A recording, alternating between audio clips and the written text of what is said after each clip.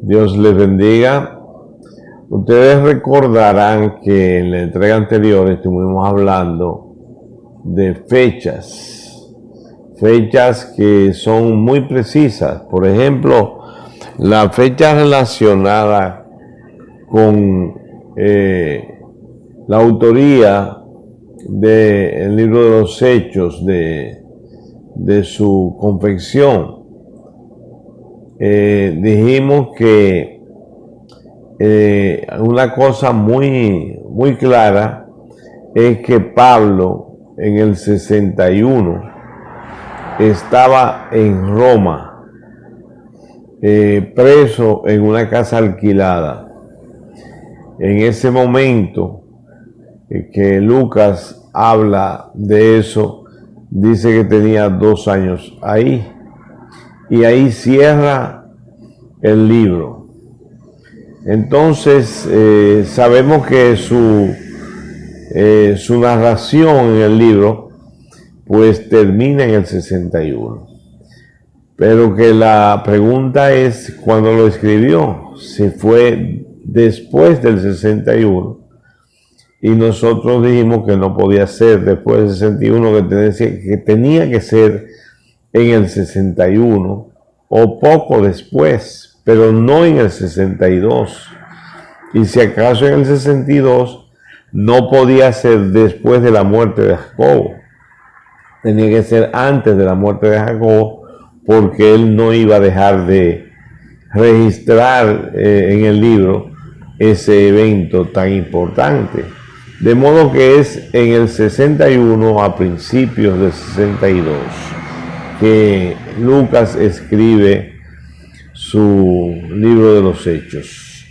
Y si el libro de los Hechos fue escrito en el 61 o a principios del 62, lógicamente el Evangelio de Lucas tiene que haber sido escrito antes del 61, 2 o 3 años antes del 61. Lógicamente, Lucas escribe el libro de el Evangelio, su Evangelio, y lo dirige a un amigo suyo llamado Teófilo, como él dice, excelentísimo Teófilo. Entonces, él dice que el Evangelio es un trabajo de investigación de él, de una investigación exhaustiva. Entonces, tendríamos que participar de los escépticos y ateos que quieren presentar a los autores del Nuevo Testamento como individuos deshonestos que inventaron historias, o vamos a aceptar que toda esa exactitud de hechos históricos que Lucas incluye en el Evangelio e incluye en el libro de los Hechos son ciertísimas, y que además, por ser tan ciertas, comprobadas ya por nosotros, significa que también los eventos narrados en el Evangelio son ciertísimos. Vamos a ver lo que tenemos ya, que ustedes pues habían visto, lo relacionado a este documento. Pablo permaneció 2 años enteros en una casa alquilada y recibía a todos los que a él venían, predicando el reino de Dios y enseñando acerca del Señor Jesucristo abiertamente y sin impedimento. Nosotros pues ya comentamos esto, y se entiende que el apóstol Pablo es una prueba enorme de la resurrección de Jesucristo, puesto que Pablo era enemigo del cristianismo, y solo un milagro como el que narra Lucas podía hacer que Pablo se convirtiera, como en efecto hizo, y se bautizó y se convirtió en el número 1 de la predicación. Levantó muchas iglesias en toda Asia, de lo que hay evidencia. hasta el presente. Incluso tenemos hasta ruinas de las iglesias que él levantó. Por lo tanto, hay pruebas históricas y arqueológicas del trabajo de Pablo. Vamos entonces también a repasar lo que dice Ireneo con relación a la escritura.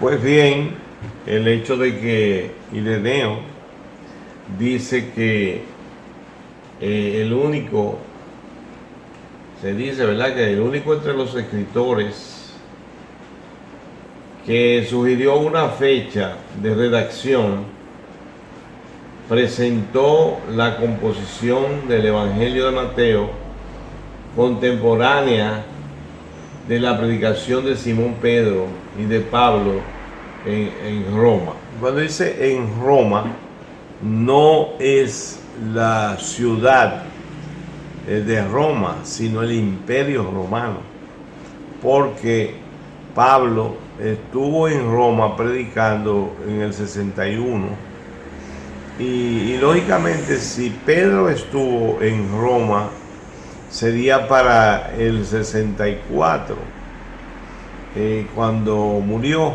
y lógicamente no iba a parar de predicar, como no había parado de predicar desde que el Señor lo llamó a la predicación.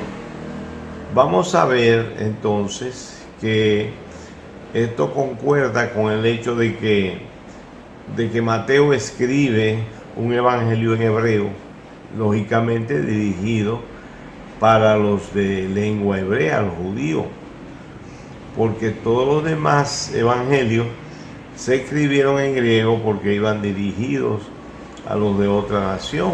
Y nosotros vamos a encontrar evidencias internas que nos dan la idea de que realmente fueron escritos para gentiles, puesto que en ellos se dan explicaciones de los lugares que existían cuando se escribieron o aún existentes.